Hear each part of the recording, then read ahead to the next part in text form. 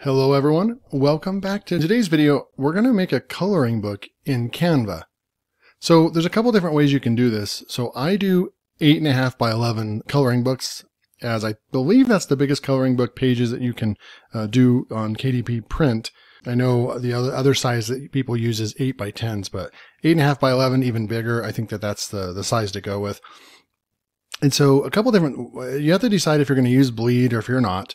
And I like creating my coloring books in PowerPoint because I can control the margins and that sort of thing. There's more flexibility and more control, and there's a little bit more complexities to PowerPoint. There's actually more designing things in PowerPoint than in Canva. But I know a lot of you out there use Canva. I use Canva on a daily basis as well. It's how I use to make my YouTube thumbnails and how I do other print-on-demand designs.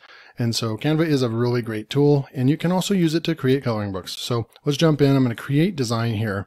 We're going to go to custom dimensions. And for this example, we could right here go to inch, and we could just do 8.5 by 11. And if we do this, what we'd want to do is, I'm just going to go ahead and give that example for you guys. So we open it up, we're at 8.5 by 11, okay? But what ends up happening is Canva has, if you go over to File over here, you're going to see that you can add guides and rulers and margins and print bleed. So if you go to Show Print Bleed, you'll see that there's a little bit of a bleed on the outside, but guess what? It's not enough. This bleed is not enough. If you use this, a couple different things that end up happening is, one, it's not quite big enough. I don't believe that it's the 0.25 of an inch that you need in order to upload to KDP. And then also if you upload one of your drawings here, so if I upload one of these, and you guys have seen this in my coloring pack, which is awesome. These coloring designs are really, really good. But when you go like this and it kind of clicks into place, what ends up happening is after we go and do our print and we want to do a print standard or print high quality, a lot of times this gets moved and Canva automatically extends this out anyways. And so it really doesn't do us any good doing it this way. So I don't like doing that. I've done a lot of trial and error, and I don't think it works very well. So with the 8.5 by 11, you really would have to kind of come in. I would not use the bleed because I don't think it's accurate. And you would really have to come in and kind of eyeball it a little bit. And you're kind of eyeballing it. There's really no good way to set a perfect parameter of bleed around this. You could go to margins, and it just kind of puts a line inside there. That doesn't really work as well. So I haven't really found a good solution for that. But so you can do that. But another thing that you can do, what I recommend in 8.5 by 11, is not fiddling around with the bleed. I would just size this all the way. Okay, so size it and bring it all the way down like that. And then just add another page. And what ends up happening is that when we print this out, when we go to upload this on KDP, it's actually going to be, if we just select no bleed, Amazon's going to go ahead and cut off what it needs to for us automatically. So that is what I recommend is the easiest way to do this. So that'll get you getting a coloring book quickly, right? We could throw in another one in here. Go ahead and take that one down. We can delete this, and we have this other one. And I've already added borders to this, but this will get you up and running, creating a coloring book really quickly here on Canva. And then we would just move forward and just keep going, right? But another way that you can do this is you can go back and you can, instead of selecting 8.5 by 11, you can actually, the dimensions that we need is, because it's 0.125 bleed on each side, so the height so on the top and the bottom, you're going to multiply 0.125 by 2, and you're going to end up getting a 0.25, right? So these are the dimensions that you would need, right? So 8.25 by 11.25, 8.25 by 11.25. And what this is going to do is this is a little bit smaller. It accounts for the bleed, right? So it's smaller than what you need to upload to your 8.5 by 11 on KDP. And I know this can be a little bit confusing for some. It was confusing for me at first when I started learning about it. But now when we go and upload our drawings, okay, when we go the full width, we already know that that's basically the border. That's the end of where we want to be for when we upload this. And we select bleed on Amazon KDP when we're uploading, now it's going to account for the bleed. So when we upload it, it's actually going to look like something more like this, right?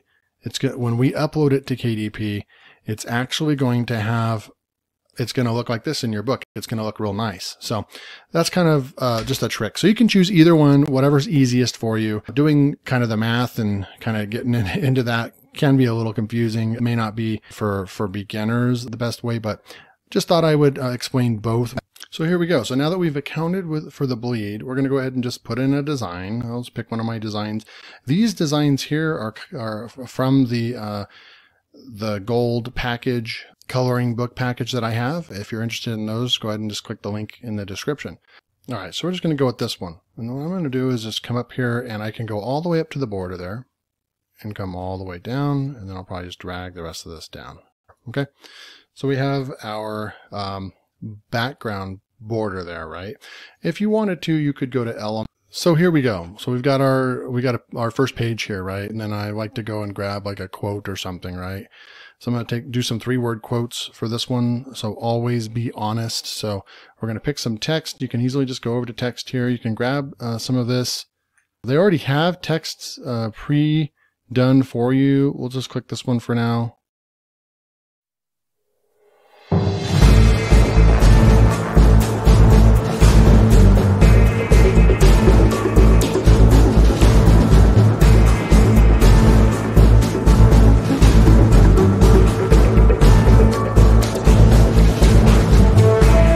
What you can do is you would just push add page here, okay?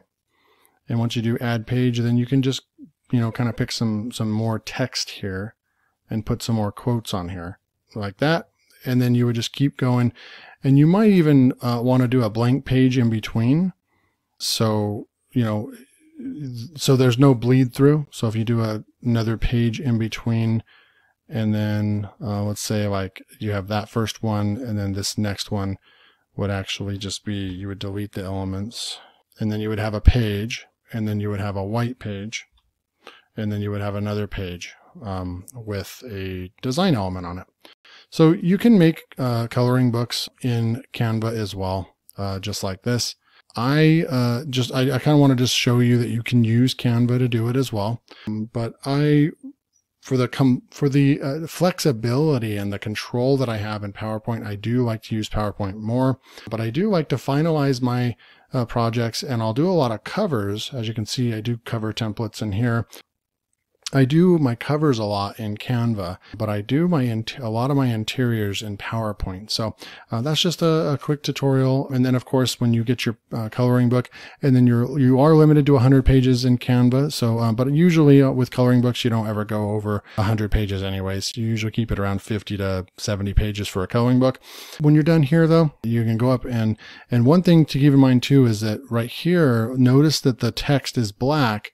There's not really a good solution for getting this to end up just showing the outlines and having white text inside there, right? So a lot of times, let's see if I have that font in here. Do I have it?